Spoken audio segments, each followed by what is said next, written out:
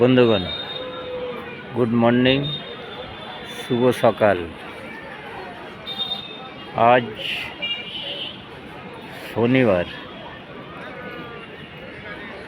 আজকে একটা ভিডিও বানাবো বাংলার জনতার জন্য এবং দেশের বা রাজ্যের কিছু কথা বলার জন্য। আমরা যেই দেশে বাস করি সেই দেশটা হচ্ছে আমাদের অতি মহান দেশ। সারা ভারতবর্ষের একটা ইতিহাস আছে, মুঘল সাম্রাজ্য ইতিহাস আছে। মুঘল সাম্রাজ্য 800 বছর রাজত্ব করেছিল। সেই মুঘল সাম্রাজ্যের জন্যে আজকে ভারতবর্ষে সারা পৃথিবীব্যাপী সুনাম আছে। যে সুনাম কোটি কোটি বছর চলে গেলেও সে সুনামকে কেউ মুছে ফেলতে পারবে না।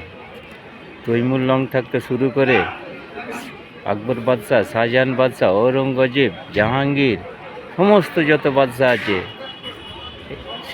সে বাংলার সে স্বাধীন নবাব সিরাজউদ্দৌলা, এদের অবদান কেউ ভুলতে পারবে না। আজকে এরা ইংরেজদের সঙ্গে যুদ্ধ করে দেশের বিশ্বাসঘাতকতা কিছু লোক ছিল, তাদের জন্যে আজ তারাই পরাস্ত হয়েছে, যুদ্ধই হেরেছে। না যদি ওই মির্জাফর থাকতো, এই ভারতবর্ষের রূপটা আলাদা ধরনের হয়ে যেত। আজকে কি হিন্দু কি মুসলমান, আজকে মুসলমানদের যে স্মৃতিগুলো আছে দিল্লি, আগ্রা, সারা ভারতবর্ষের জুড়ে, সেই স্মৃতিগুলো আজ বিজেপি সরকার এসে ভেঙে চুরমার করে দিচ্ছে। এরা কি মানবতার মধ্যে পড়ে? আমার তো মনে হয় না। এই বিচারটা আপনারা করবেন। এরা কি চাচ্ছে? ওইরকম স্মৃতি ওই নরেন্দ্র মোদী তৈরি করতে পারবে? পারবে না।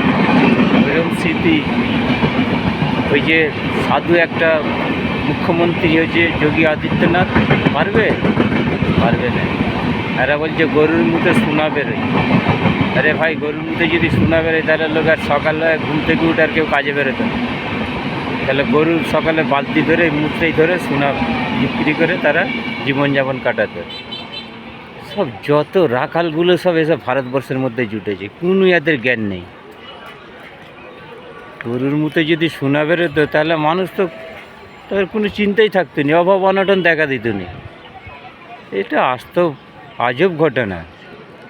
এর ভিত্তিহীন কথাবার্তা এদের কথাবার্তা না আছে পেছন, না আছে সামনে।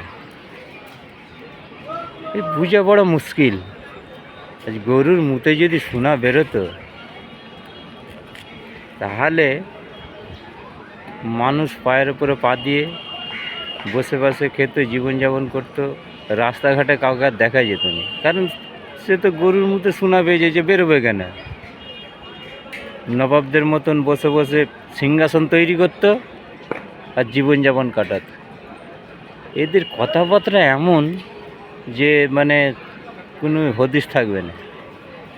তাই বন্ধুগণ, আপনাদেরকে বলছি, এই কুসংস্কার কথায় আপনারা জড়বেন না। আপনাদের নিজের একটা বিবেক আছে, বুদ্ধি আছে, নিজেদের বুদ্ধি বিবেকটাকে কাজে লাগাবে এবং আপনার পরিবার পরিজন, ফ্যামিলি কিভাবে তাদের মান সম্মান রক্ষা থাকে, কিভাবে তারা জীবনযাপন আগে নিয়ে যেতে পারে, সেইটা আপনারা খেয়াল রাখবেন। এসব ফালতু মন্তব্যে কেউ কান দেবেন না।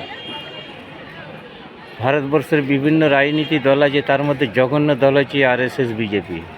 এদের ফাঁদে পা দেবে না। 2026 এই তৃণমূল বিজেপিকে উল্টে দিয়ে সোনার বাংলা গড়ে তুলুন। 34 বছরে যে মাঠঘাটগুলো সবুজ হয়ে থাকতো, এখন ঘাসেতে সবুজ হয়ে আছে।